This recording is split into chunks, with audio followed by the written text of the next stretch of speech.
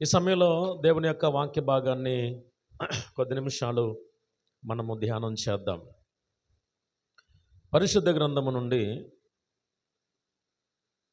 ఇర్మియా గ్రంథము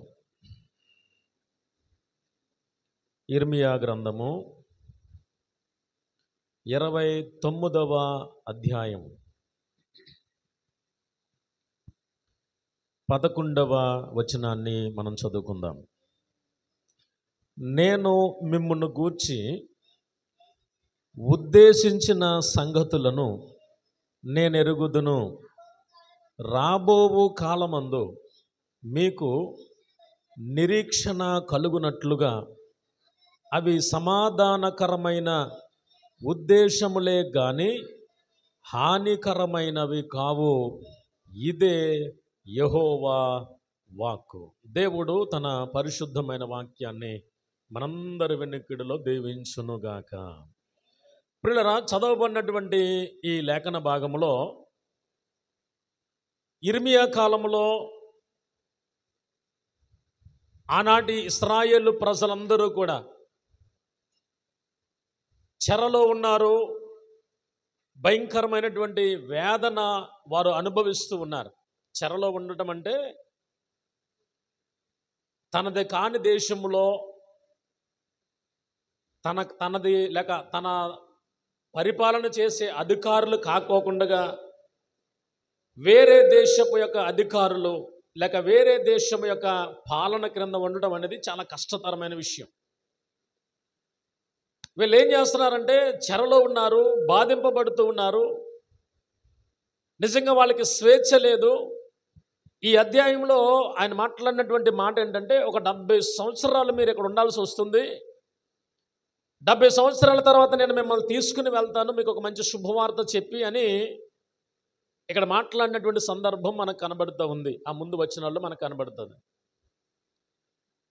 పిల్లరా, వారు చెరలోకి వెళ్ళవలసిన అవసరం ఎందుకు వచ్చింది అంటే, దేవుని నామాన్ని ఘనపరచవలసినటువంటి ఆ ప్రజలు, దేవుని నామాన్ని స్తుతించవలసినటువంటి ఆ ప్రజలు, దేవుని నామాన్ని ఎల్లవేళలా ఆరాధన చేయవలసినటువంటి ఆ ప్రజలు దేవుని నామాన్ని ఆరాధించటం మానేసి ప్రియులారా, చుట్టుప్రక్కల ఉన్నటువంటి దేశాలలో చేస్తున్నటువంటి భయంకరమైనటువంటి విగ్రహారాధనే కానివ్వండి, దేవుని మాటకు లోబడినటువంటి స్వభావమే కానివ్వండి, దేవునిని ధిక్కరించేటువంటి అలవాటే కానివ్వండి, ఇలాగా దేవునికి చెందవలసినటువంటి మహిమ చెందకుండా ఉన్నందువల్ల అనేక సార్లు ఇశ్రాయేలు ప్రజలను చెరలోనికి పంపించినట్లుగా వాక్య భాగంలో మనం చూస్తూ ఉన్నాం.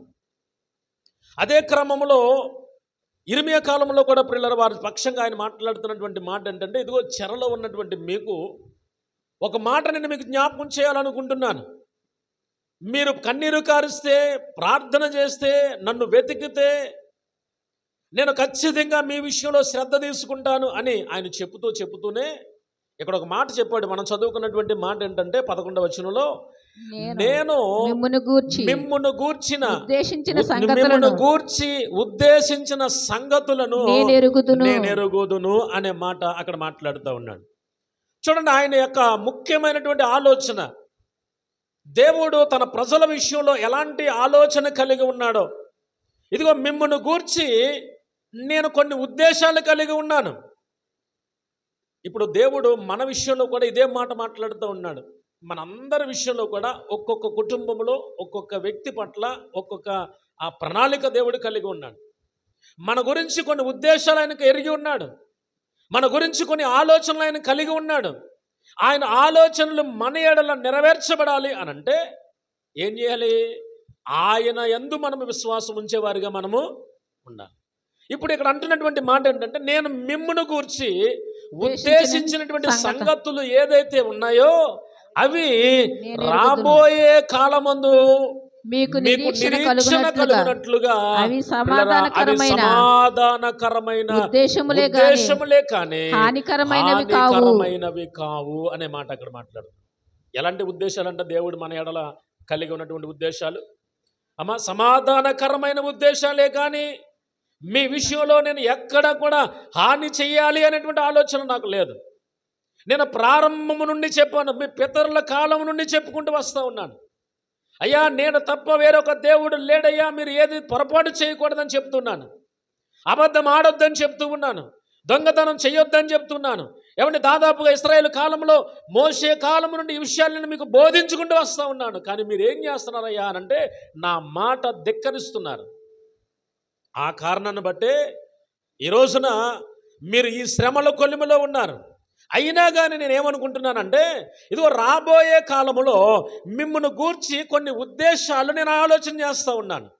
ఏంటి ఆ ఉద్దేశాలు అని అంటే, ఆయన అన్నాడు, అవి హానికరమైనటువంటి ఉద్దేశాలు అయితే అంటే నేను ఏది చేసినా, అంటే దేవుడు ఏది చేసినా మనకు మేలు చేస్తాడా, కీడు చేస్తాడా? అంటే ఆయన మాట వినాలే కానీ ఖచ్చితంగా మన విషయంలో మనకు ఎలాంటి హాని లేకోకుండా, మనకు ఎలాంటి కీడు రాకోకుండా, మన జీవితాలు ఒక ఆశీర్వాదకరమైనటువంటి పాత్రలుగా ఉండునట్లుగా దేవుడు మన ఎడల తన ఉద్దేశములు బయలుపరుస్తూ ఉన్నాడు. ఇక్కడ ఒక మాట మనం ఆలోచన చేయాలి. మీ విషయంలో నేను ఉద్దేశించినటువంటి సంగతులు, రాబోయే కాలములో నేను మిమ్మును గూర్చి ఉద్దేశించినటువంటి సంగతులు, అంటే దేవుడు మన గురించి లేక మన కుటుంబాల గురించి ఆయన ఎలాంటి ఉద్దేశాలు కలిగి ఉన్నాడో కొన్ని మాటలు ఈ రోజున మనము ధ్యానం చేయవలసినటువంటి అవసరం ఉంది. అక్కడ అన్నాడు, నేను మిమ్మును గూర్చిన ఉద్దేశములు, లేక నేను మిమ్మును గూర్చి ఉద్దేశించిన సంగతులు నేను ఎరుగుదును. ఏం చెయ్యాలో నాకు తెలుసు. ఏమన్నాడు ఆయన? నేను ఎరుగుదును. మిమ్మల్ని గూర్చినటువంటి ఉద్దేశాలు నాకు తెలుసు. ఏం చేస్తే మీ జీవితాలు బాగుపడతాయో, ఏం చేస్తే మీ బ్రతుకులు ఆశీర్వాదకరంగా ఉంటాయో, ఏం చేస్తే అది ఒక దీవెనకరంగా మీరు నివసిస్తున్న ప్రాంతానికి ఆశీర్వాదకరంగా ఉంటారో నాకు తెలుసు. మనమేమనుకుంటామంటే, మనకు ఒక ఆలోచన ఉంటుంది. ఆ ఆలోచన అటుకెళ్ళి దేవుని దగ్గర పెట్టి ఇలాగే చెయ్యి అని అంటూ ఉంటాం. కానీ ప్రభువా, నా పట్ల నీ చిత్తం ఎలాగున్నది, అది జరిగించు అని దేవునికి అప్పగిస్తే మన ఎడల గొప్ప గొప్ప ఉద్దేశాలు ఆయన కలిగి ఉన్నాడు. దేవునికి మహిమ కలుగును గాక.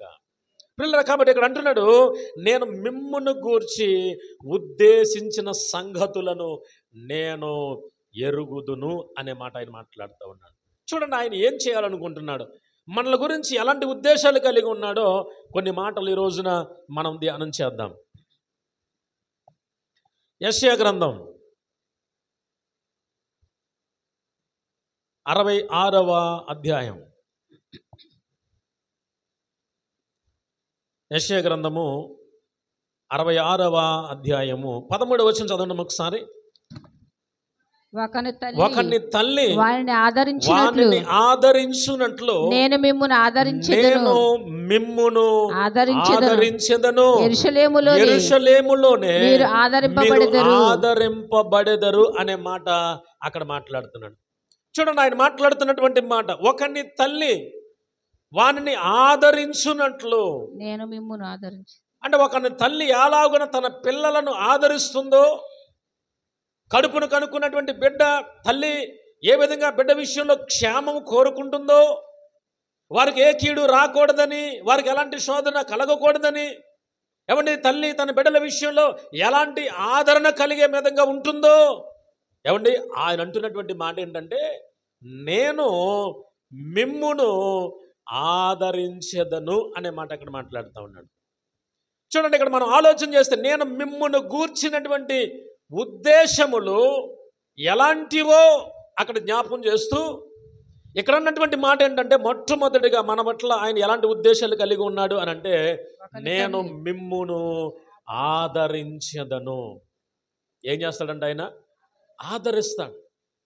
ఒకవేళ ఎలాంటి పరిస్థితుల్లో మనమున్నా, ఎలాంటి దుఃఖకరమైన పరిస్థితుల్లో ఉన్నా, ఎలాంటి స్థితిగతుల్లో మనమున్నా, మనుషుల వలన వచ్చే ఆదరణ అది ఏమాత్రము మనకు తీసివేయలేదు. కానీ పిల్లరా, దేవుని దగ్గర నుంచి వచ్చే ఆదరణ ఏదైతే ఉందో అది మన జీవితాలకు ఆశీర్వాదకరంగా ఉంటుంది. కాబట్టి ఇక్కడ అంటున్నటువంటి మాట, నేను మిమ్మును ఏం చేస్తానంటున్నాడు ఆయన? ఆదరిస్తాడు. ఆదరించేటువంటి దేవుడు.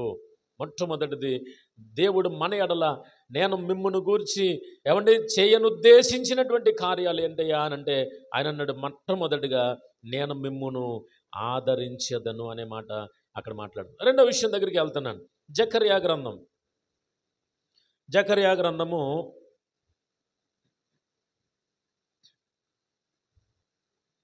8వ అధ్యాయం 13వ వచనం చదవండమ్మా. యోధా వారులారా, ఇశ్రాయేలు వారులారా, మీరు అన్యజనులలో నేను ఎలాగూ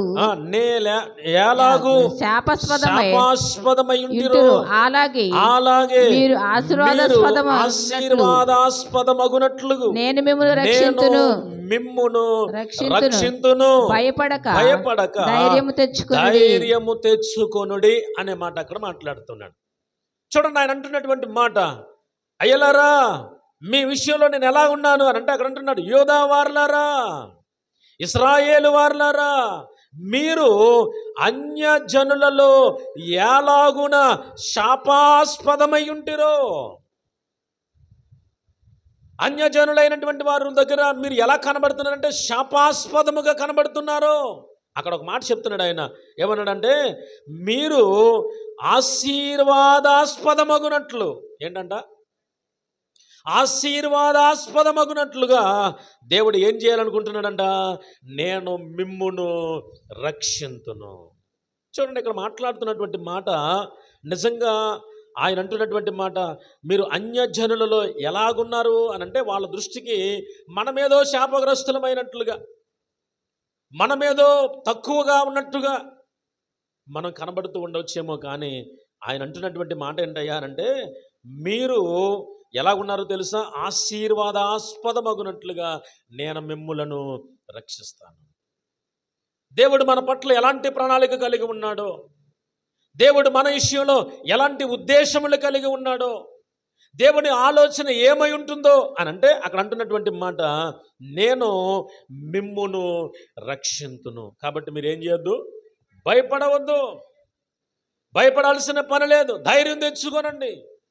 కాబట్టి మీరు ఎలా ఉండాలి అంటే ఆశీర్వాదాస్పదముగా ఉండాలి.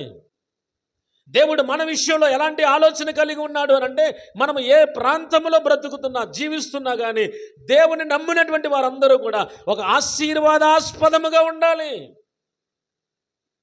మనలను బట్టి మన చుట్టూ ప్రాంత ప్రజలు ఆశీర్వాదం పొందుకోవాలి.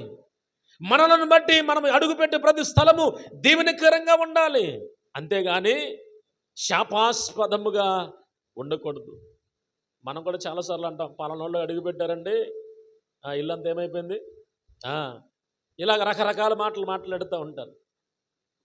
పిల్లలు, ఇక్కడ మనం ఆలోచన చేయాల్సిన విషయం ఏంటంటే దేవుని నమ్మినటువంటి వారు ఎలాగుంటారు అని అంటే అక్కడ అన్నాడు ఆశీర్వాదాస్పదముగా ఉంటారంట.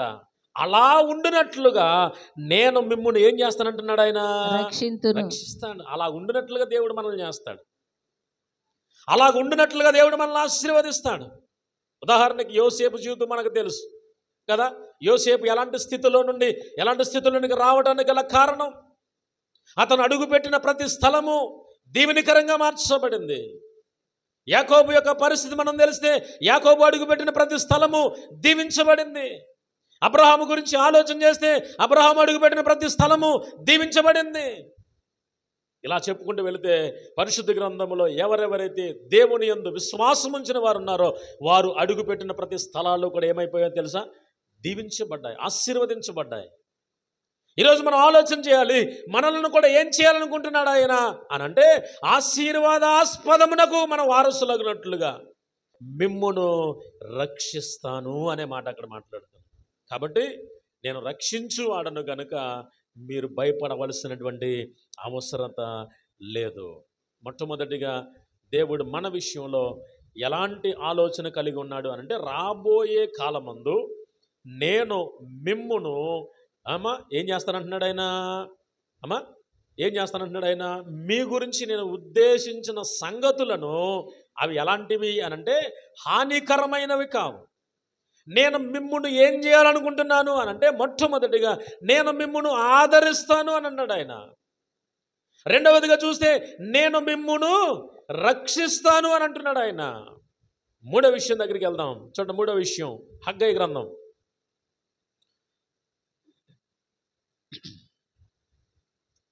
హగ్గై గ్రంథం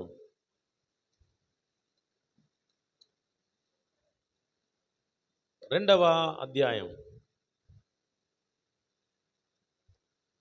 19వ వచనం చదవండి ఒకసారి. కొట్లలో ధాన్యమున్నదా, ద్రాక్ష చెట్లైనను అంజూరపు చెట్లైనను దానిమ్మ చెట్లైనను ఒలీవ చెట్లైనను ఫలించకపోయెను కదా. అయితే ఇది మొదలుకొని నేను మిమ్మును ఆశీర్వదించెదను. దేవునికి మహిమ కలుగును గాక. పిల్లలు, ఇక్కడ చదవబడినటువంటి వాక్య భాగాన్ని మనం పరిశీలన చేస్తే హగ్గయి కాలంలో ప్రజలు ఎలాగున్నారయ్యా అనంటే, ఆ హగ్గయి గ్రంథాన్ని కనుక మనం చదివితే పిల్లల ఆ ప్రజలందరూ కూడా ఎవరికి వాళ్ళు చక్కటి గృహాలు కట్టుకుని దేవుని మందిరాన్ని నిర్లక్ష్యం చేసినటువంటి పరిస్థితి ఈ హగ్గయి గ్రంథంలో మనకు కనబడుతూ ఉంది. అయితే తిరిగి హగ్గయి ద్వారా మాట్లాడినటువంటి మాటలకు పిల్లల వారు తిరిగి దేవుని దగ్గరికి వస్తూ ఉన్నప్పుడు జరిగినటువంటి సంఘటన ఏంటయ్యానంటే, ఇక్కడ మనం చదువుకున్నటువంటి వాక్య భాగం దగ్గరికి వస్తే వారితో మాట్లాడుతున్నది, ఇదిగో కొట్లలో ధాన్యమున్నదా, ద్రాక్ష చెట్లైనను అంజూరపు చెట్లైనను దానిమ్మ చెట్లైనను ఒలీవ చెట్లైనను ఫలించకపోయెను కదా. ఏమండి, ఫలింపకపోయెను కదా అంటే అక్కడ పండేటువంటి పంటలు ఏదైతే ఉన్నాయో ఆ పంటలు పండకపోతే మానవుని యొక్క పరిస్థితి ఎలా ఉంటుందో చెప్పండి. ఇప్పుడు ఏవేలు కాలంలో మనం చూసాం, వాళ్ళు పంట వేశారంట, పంట చేతికి వచ్చేసరికి ఏమవుతుంది, అది పంట చీడపీడలు వచ్చి వాటిని ఆశించి తినేస్తున్నాయి. వీళ్ళ చేతిలోకి ఏం రావట్లా, మరలా ఇంకో అప్పో చేసి మరలా ఇంకోసారి పంట వేశారు, మరలా కొద్ది రోజులకి అది చేతికి వస్తుంది అనుకునేటువంటి సమయానికి వీళ్ళ జరిగిన పరిస్థితి ఏంటో తెలుసా, మరలా అవి చీడపీడలు, మిడతలు, గొంగళ పురుగులు ఇలాంటివి ఆశించి తినేస్తూ ఉండే. అప్పుడు ఆ ఏవేళ్ళని పంపించి, అయ్యా ఇలాంటి పరిస్థితి ఎప్పుడు చూడలేదు, ఒకసారి వాళ్ళకి చెప్పు అని అనగానే వెళ్ళి వాళ్ళతో సువార్త ప్రకటించినప్పుడు పిల్లరా వారు ఉపవాసం ఉన్నారు, కన్నీరు కార్చారు, ప్రార్థన చేశారు. తిరిగి ఎన్ని సంవత్సరాలు అయితే పంట వాళ్ళు కోల్పోయారో అన్ని సంవత్సరాల పంట వాళ్ళు ఆ రోజున పొందుకున్నారు. ఇప్పుడు హగ్గయి కాలంలో కూడా మనం ఆలోచన చేస్తే వారు దేవుని మందిరాన్ని నిర్లక్ష్యం చేసి వాళ్ళకు వాళ్ళే సరంబితో కట్టుకున్న ఒక చక్కటి గృహాలు కట్టుకుందాం, మేము ఎలాగుంటాం అని చెప్పేసి వాళ్ళు రకరకాల ఆలోచనలు చేసుకుంటూ ఉండేవారంట. కానీ ఇదిగో చూడండి ఒకసారి ఆ మాట చదువుతారా, 1వ అధ్యాయం 9వ వచనం. 1వ అధ్యాయం 9వ వచనం. విస్తారముగా కావాలనని మీరు ఎదురు చూచుతురు గాని కొంచెముగా పండెను, మీరు దానిని ఇంటికి తేగా నేను దానిని చెదరగొట్టి తిని ఎందుచేతనని యెహోవా అడుగుచున్నాడు. నా మందిరము పాడైయుండగా మీరందరూ మీ ఇండ్లు కట్టుకొనుటకు త్వరపడుట చేతనే కదా. కాబట్టి మిమ్మును బట్టి ఆకాశపు మంచు కురవకై ఉన్నది, భూమి పండకై ఉన్నది, నేను భూమికి పిల్లరా ఆ మాటలు అక్కడ జ్ఞాపకం చేస్తా ఉన్నాడు. ఏం చేస్తున్నాడంట, దేవుని మందిరం అంతా పాడైపోయి ఉంటే వీళ్ళు ఏం చేస్తున్నారంటే, మా ఇల్లు బాగుండాలి, ఈ ఇంటికంటే ఆ ఇల్లు బాగుండాలి, ఆ ఇంటికంటే ఆ ఇల్లు బాగుండాలని చక్కగా ఏం చేస్తున్నారంటే వాళ్ళు ఇల్లులు కట్టుకోవడానికి ప్రయత్నం చేస్తున్నారంట. ఇప్పుడు దేవుడు వారితో అంటున్నటువంటి మాట ఏంటంటే, ఇదిగో నా మందిరము పాడై ఉంటే మీరు ఎలాంటి ఆలోచన కలిగి ఉన్నారా అని చెప్పేసి దేవుడు వారితో మాట్లాడుతూ ఏం చేశాడంట, ఆకాశాన్ని మూసేశాడంట, మంచు పడకుండా మూసేశాడంట. ఇక పంటలు పండట్లేదు. ఎప్పుడైతే పంటలు పండట్లేదో ఇక్కడ ఒక మాట చెప్తున్నాడు ఆయన, తిరిగి వారు దేవుని దగ్గరికి వచ్చినప్పుడు ప్రియరా వారు దేవుని సన్నిధిలో ప్రార్థన చేసినప్పుడు తిరిగి వారితో దేవుడు మాట్లాడుతున్నటువంటి మాట ఏంటయ్యా అంటే, మనం చదువుకున్న వాక్య భాగంలో కొట్లలో ధాన్యం ఉన్నదా, పంట లేదు. ఇప్పుడు మనం పంట వేసామండి, పంట ఎంత వేస్తాం, ఇప్పుడు మామూలుగా ఒక ఎకరానికి పొలం తీసుకుంది, ఒక ఎకరం పొలం తీసుకుంటే ఎన్ని బస్తాలు వేస్తారు, ఉజ్జాయింపుగా 1-2 బస్తాలు పొలంలో జల్లుతారు. లేకపోతే ఒక బస్తా జిమ్మిన తర్వాత ఒక 3 నెలలు బాగా కాపు కాసిన తర్వాత మరలా తిరిగి ఇంటికి వచ్చాడు ఒకే బస్తా వచ్చింది అనుకోండి, అసలు ఏంటి పరిస్థితి చెప్పండి అమ్మా. పంట పండించేవాడు ఒక బస్తా ధాన్యం జిమ్మిన తర్వాత ఇంకో బస్తా వస్తుందనే చేస్తాడా? ఏం చేయాలి? ఒక బస్తా జిమ్ముకుంటూ వెళ్ళాడంటే ఒక 3-4 నెలల తర్వాత దాన్ని కోసేటప్పటికి ఇంచుమించు ఒక 30-40 బస్తాలు వస్తే వాడు బాగా పండినట్టు లెక్కేసుకుంటాడు. అమ్మయ్య, ఖర్చులు పోను, నాకు ఎంతో కొంత మిగిలిందిరా బాబు అని అనుకుంటూ ఉంటాడు. అలాగా పంట పండితేనే మనకు సంతోషం. పంట పండి మనకు అమ్ముకుని తిరిగి ఆ డబ్బులు చేతికి వచ్చిన తర్వాత దానితో మనం సమృద్ధిగా కావలసినవి కొనుక్కుంటేనే మనము దీవించబడినట్లుగా, లేకపోతే సమృద్ధిలోనికి వచ్చినట్లుగా అని మనం ఆలోచన చేస్తూ ఉంటాం. వాస్తవమే. కానీ ఇక్కడ జరిగినటువంటి సంఘటన ఏంటో తెలుసా? ఏమి లేదంట పిల్లరా, ఏమి లేదంట. అక్కడ ఏమండి, ఏమాత్రం కూడా కొట్లలో ధాన్యం లేదు, ద్రాక్ష చెట్లు పండట్లేదు, అంజూరపు చెట్లు పండట్లేదు, దానిమ్మ చెట్లు పండట్లేదు, ఒలీవ చెట్లు ఫలించట్లేదు. ఇంకా అక్కడ ఏ పంట లేదు. ఆ పంట లేనప్పుడు ఏమొస్తా చెప్పండి? మొత్తం ఒక 2-3 సంవత్సరాలు కనుక ఏ పంట పండట్లేదు అనుకోండి, ఏమైపోతుంది? దేశమంతా కూడా కరువు వచ్చేస్తుంది. ఇప్పుడు కరువు వస్తూ ఇబ్బందులు పడుతున్నటువంటి ఆ సమయంలో దేవుడు అంటున్నటువంటి మాట ఏంటో తెలుసా?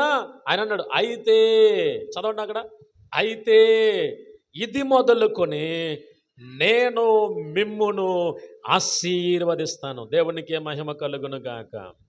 మన దేవుడు చూడండి, మన దేవుడు మనలను ఆశీర్వదించాలంటే ఇదిగో భూమి పంట విషయంలోనే కావచ్చు, లేకపోతే ఇంకా ఎలాంటి పరిస్థితులు వచ్చినా కానీ దేవుడు మనలను ఆశీర్వదించాలి అనంటే ఆయనకు అసాధ్యమైనది ఏది కూడా ఈ భూమి మీద.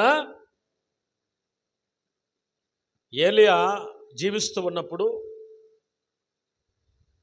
ఆ ప్రాంతమంతా కూడా కరువు వచ్చేసింది. కరువు వచ్చేస్తే దేవుని సేవకుడు ఉన్నాడు. ఆ కరువు వలన వండుకోవడానికో పంటలు పండట్లేదు, భయంకరమైనటువంటి శ్రమ, ఎక్కడ తినడానికి తిండి లేని పరిస్థితుల్లో దేవుడు అన్నాడు, నీవు ఇప్పుడు బయలుదేరి సారేపతు అనేటువంటి ఒక ఊరికెళ్ళు, అక్కడ నిన్ను పోషించడానికి ఒక విధవరాలతో నేను మాట్లాడతాను, నువ్వు వెళ్ళు అని దేవుడు ఏలియాని పంపించాడు. ఆయన మెల్లిగా ప్రయాణం చేసి ఆ సారేపతు అనేటువంటి గ్రామం దగ్గరకు వచ్చాడు. వచ్చినప్పుడు జరిగినటువంటి సంఘటన ఏంటంటే, ఆ తల్లి పొలలేరుతా ఉంది. అమ్మ ఎలారా అన్నాడు. మొత్తం మీద అక్కడ పరిచయం చేసుకుని, అమ్మ నాకు వెళ్ళి కొంచెం అప్పం తీసుకుంటారా, ఆకలేస్తుందా అన్నాడు. ఆ తల్లి పరిస్థితి ఏంటి అప్పటికి? అమ్మ, ఆ తల్లి పరిస్థితి ఏంటి? ఇంట్లో కొంచెం పిండి ఉంది, కొంచెం నూనె ఉంది. ఇప్పుడు ఈ పూట వరకు మా తల్లి కొడుకులిద్దరికి సరిపోద్ది అంతే. ఈ పూట తినేసి ఇంకా ఎక్కడ చూసినా కరువు కదా, ఏం చూసినా ఏమి పండనప్పుడు ఇంకేం తినడానికి లేదు, ఇంకా ఆకలితో చనిపోవలసినటువంటి పరిస్థితి. ఇంకా ఏదో కూతంతా చేసుకుందాం, 4 పుల్లలు ఏరుకుని ఈ పూటన్నా కడుపు నిండా మా ఇద్దరం తిందామని అనుకున్నాము అని ఆలోచన చేస్తున్నటువంటి ఆ తల్లి యొక్క మనస్సును దేవుడు ఎరిగి, దేవుని సేవకుడు వెళ్ళి అడగగానే వెళ్ళి ఏం చేసిందంట, గబగబా సర్లే ఇంకేం చేస్తాం అని గబగబా ఆ ముద్ద పట్టుకొచ్చి ఒక అప్పం చేసి పట్టుకొచ్చి దేవుని సేవకుడికి పెట్టింది. సరే ఏమైందా అని చెప్పి మళ్ళీ వెనక్కి వెళ్ళి ఆ డబ్బా అంకు చూసింది. అయిపోయినప్పుడు ఎన్నిసార్లు, చాలాసార్లు చూద్దాం. సమృద్ధిగా ఉంటే దాని అంకు చూడంగానే అయిపోయినప్పుడే చూస్తూ ఉంటాం, అసలు ఎంత ఉంది, రేపు పొద్దునకు వస్తుందంటావా, ఈ పూటకు వస్తుందంటావా అంటే చూస్తూ ఉంటాం. అయిపోయిన కరువు టైంలో తెలితే మనకు బాధలు ఏంటండి. మళ్ళీ వెనక్కి వెళ్ళి చూసేటికి మళ్ళీ అంతే పిండి ఉంది. అమ్మో ఇదేదో బాగుంది అనుకుంటే మళ్ళీ గొప్ప పిండి తీసింది, మళ్ళీ రొట్టె చేసింది, మళ్ళా తీసుకెళ్ళి మళ్ళీ ఇచ్చింది, మళ్ళీ వచ్చి చూస్తే మళ్ళీ అంత పిండి ఉంది. ఆ కరువు కాలము తీరేంత వరకు కూడా ప్రియులరా ఆ బుడ్డిలో నూనె అవ్వలేదు, ఆ తొట్టిలో పిండి అవ్వలేదు. ఇప్పుడు దేవుడు మనలను ఆశీర్వదించడానికి పంటలు కాదు కావాల్సింది, పంటల ద్వారా వచ్చే ఆశీర్వాదం అది వేరైతే, దేవుడు మనలను పోషించాలి అనంటే సృష్టిలో ఒక క్రమమునైనా సరే దేవుడు మార్చగలిగినటువంటి దేవుడు. దేవుడు చేయగలిగినటువంటి కార్యాలు అసలు మనం ఊహకు అందని ఎన్ని కార్యాలు ఎన్నో దేవుడు చేస్తూ ఉంటాడు. అందుకనే ఆయన అన్నాడు, ఇదిగో ధాన్యం ఉన్నదా, కొట్లలో ధాన్యం లేదు, ద్రాక్ష చెట్లు లేవు, పంజూర పళ్ళు లేవు, దానిమ్మ పళ్ళు లేవు, ఒలీవ చెట్లు ఫలించలేదు, అసలు ఏమీ ఫలించలేదు. కానీ ఆయన అన్నటువంటి మాట ఏంటో తెలుసా? అయితే ఇది మొదలుకొని నేను మిమ్మును ఆశీర్వదిస్తాను. దేవుడు మన విషయంలో ఎలాంటి ఉద్దేశాలు కలిగి ఉన్నాడో చూడండి. నేను మీ విషయంలో కలిగినటువంటి ఉద్దేశాలు నేను మీకు జ్ఞాపకం చేస్తూ ఉన్నాను. దేవుడు మానవుల పట్ల ఎలాంటి ప్రణాళిక కలిగి ఉన్నాడో, నేను చేయదలిచినటువంటి కార్యములు మీకు హానికరమైనవి కాదయ్యా, ఇదే యెహోవా వాక్కు అని మాట్లాడాడు అక్కడ. కాబట్టి ఇక్కడ చెప్తున్నటువంటి మాట 3 మాటలు చెప్పాను. ఏంటి? మొట్టమొదటిది, ఆయన మనల్ని ఏం చేయాలనుకున్నాడు? నేను మిమ్మును ఆదరిస్తాను అన్నాడు. రెండవది, నేను మిమ్మును రక్షిస్తాను అన్నాడు. మూడవది, నేను మిమ్మును ఆశీర్వదిస్తాను అని అన్నాడు. 4వ విషయం దగ్గరికి వెళ్దాం. జకర్యా గ్రంథం 2వ అధ్యాయం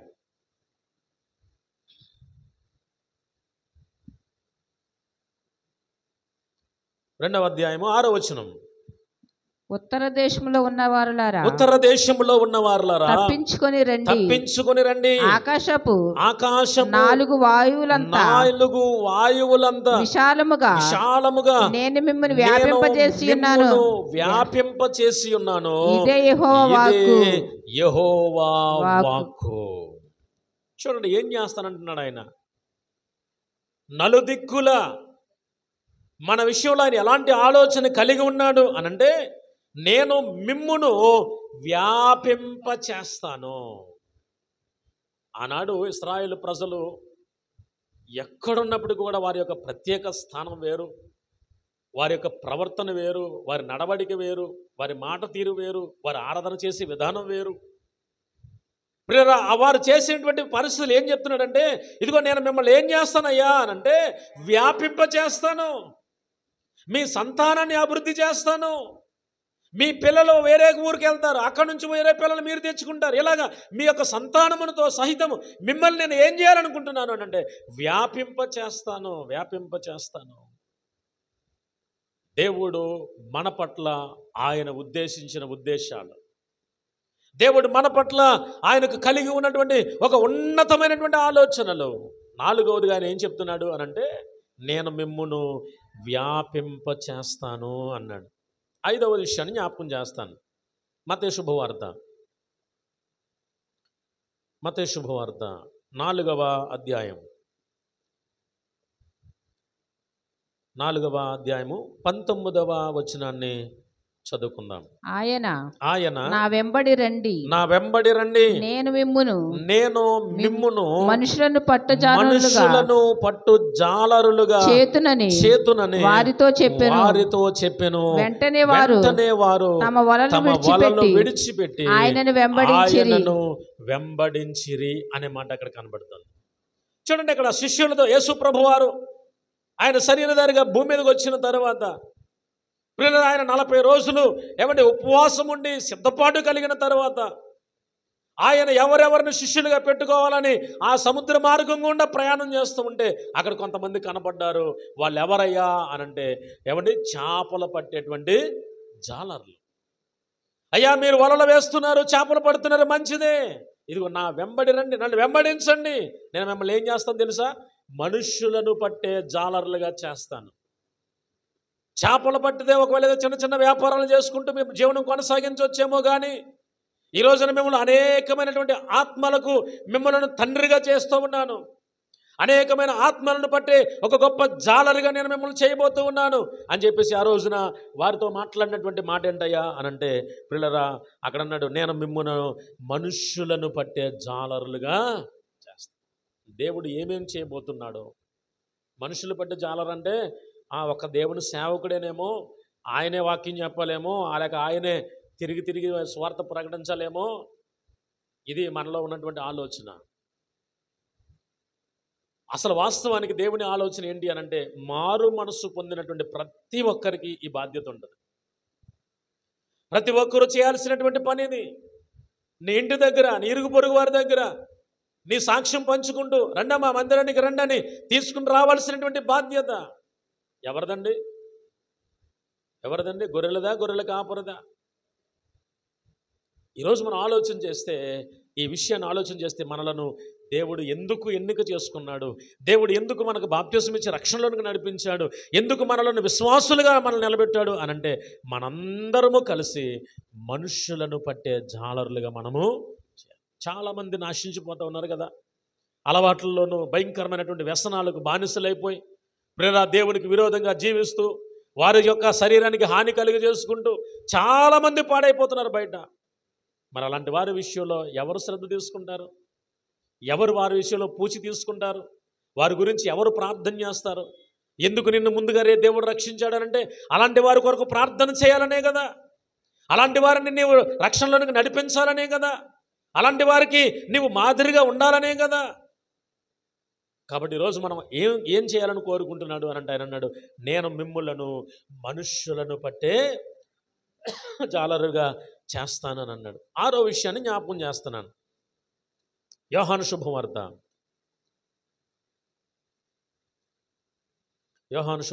15వ అధ్యాయం 15వ అధ్యాయము 16వ వచనం ఒక్కసారి చదువుకుందాం. చూడండి. మీరు నన్ను ఏర్పరచుకొనలేదు, మీరు నా పేరట తండ్రిని ఏమి అడుగుదురో అది ఆయన మీకు అనుగ్రహించినట్లు నేను వెళ్ళి ఫలించుటకును మీ ఫలము నిలిచియుండుటకును నేను మిమ్మును ఏర్పరచుకొని నియమించి తిని అనే మాట అంటున్నాడు. చూడండి ఏం చేశాడంట ఆయన, నేను మిమ్మును ఏర్పరచుకున్నాను, మీరు నన్ను ఏర్పరచుకోలేదు. ఏమన్నాడు ఆయన ప్రారంభంలో? మీరు నన్ను ఏర్పరచుకోనలేదు, మీరు నా పేరట మీరు నన్ను ఏర్పరచుకోలేదు, కానీ నేనే మిమ్ములను ఏర్పరచుకున్నాను.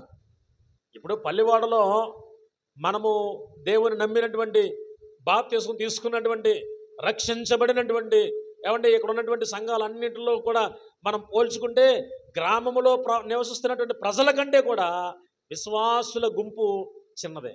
అవునా కదా? దేవుడు నమ్ముకున్న వాళ్ళు కొద్దిమందే. ఇప్పుడు దేవుడు ఆ కొద్ది మందిగా ఉన్నటువంటి మనలను ఎందుకు ఏర్పాటు చేసుకున్నాడు? ఎందుకు దేవుడు నీ తోటి వారికి లేని, లేక నీకంటే గొప్పవారికి లేని, నీకంటే పెద్దవారికి లేనటువంటి గొప్ప భాగ్యాన్ని దేవుడు ఎందుకు మన విషయంలో ఆయన ప్రణాళిక కలిగి ఉన్నాడు అనంటే, దేవుడు నిన్ను ఏర్పరచుకున్న ఉద్దేశం వేరు. కానీ మనం ఏం చేస్తున్నాం?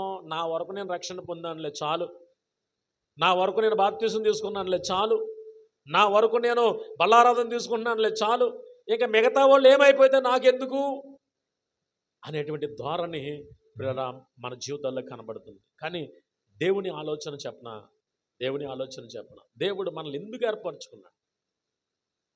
దేవుడు మనల్ని ఎందుకు ఏర్పాటు చేసుకున్నాడు? ఈ రోజున మన గ్రామంలో ఎంతోమంది పాడైపోతున్నప్పటికీ ఆ పాడైపోతున్నటువంటి వారితో పోల్చుకుంటే వారికంటే భయంకరమైనటువంటి స్థితిలో ఉన్నటువంటి మనలను దేవుడు ఏర్పాటు చేసుకున్నాడు. ఇప్పుడు ఏర్పాటు చేసుకున్నాం కాబట్టి మనం గట్టెక్కేసాం కాబట్టి, ఏమండి ఏదో సామెత చెప్తారు కదా, ఏరు దాటేసిన తర్వాత ఆ దాటినటువంటి తెప్పను తగలబెట్టేద్దాలంట, అంటే ఇంక వెనకాల ఎవడ రాకూడదు. ఈ రోజున నేటి క్రైస్తవ సంఘం ఒకవేళ ఆ స్థితిలో ఉంటే అది దేవుడు మెచ్చుకునేటువంటి సంగతి. కాబట్టి ఈరోజు మనం ఆలోచన చేయాలి. ఆయన అంటున్నాడు మనలను ఆయన ఏర్పరచుకున్నాడు. ఆయన అన్నాడు నేను మిమ్మును ఏర్పరచుకొని ఉన్నాను. ఏర్పరచుకుని ఏం చేయాలనుకుంటున్నాడు ఆయన? ఏమండి ఏర్పరచుకుని ఆయన చేయాలనుకుంటున్నటువంటి చాలా పనులు ఆ కింద వాక్య భాగంలో మనకు రాయించి పెట్టాడు ఆయన. తర్వాత మీరు తాయితీగా ఇంటికి వెళ్ళిన తర్వాత చదువుకోనండి. ఏం చేయాలనుకుంటున్నాడు అని అంటే, మీరు ఒకరినొకడు ప్రేమించాలి, ఒకరికొకడు ప్రేమించుకుంటూ ఉండాలి. తిరిగి నేను చెప్పినటువంటి ఈ సంగతులను మీరు ఆజ్ఞాపించుచున్నాను.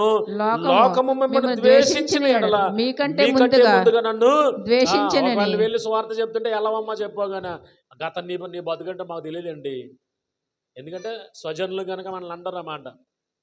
నీ సంగతి నాకు తెలియదు, ఇప్పుడు పెద్ద బైబిల్ ఇచ్చుకుని వచ్చేసావు అని మనల్ని ద్వేషించవచ్చు. అప్పుడు ఆయన అంటాడు నిన్ను ద్వేషించింది అని అంటే నీకంటే ముందు నన్ను ద్వేషించారన్న విషయం. నిజంగా యేసుప్రభు వారిని ద్వేషించారా లేదా?